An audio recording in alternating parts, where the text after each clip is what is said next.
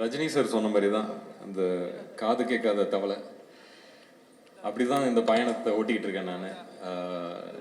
ஸ்கூலில் ஞாபகம் இருக்குது, ஸ்கூலில் வந்து ஒதுக்கிடுவாங்க. ஓ இவரோட பையன் இவரோட பேரன் அப்படின்னு சொல்லி ஒதுக்கி நம்மளுக்குன்னு ஒரு அடையாளமே இல்லாமல் போயிடும். அதெல்லாம் கஷ்டமாக இருக்கும். ஸோ அதனால் வந்து ஓடிடுவேன். ஏதாவது ஒரு பிளேக்கு கூப்பிட்டாங்கன்னா ஓடிடுவேன்.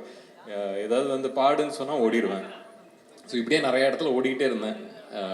அப்படி ஓடினது தான் காலேஜுக்கு அமெரிக்காவுக்கு ஓடினேன்.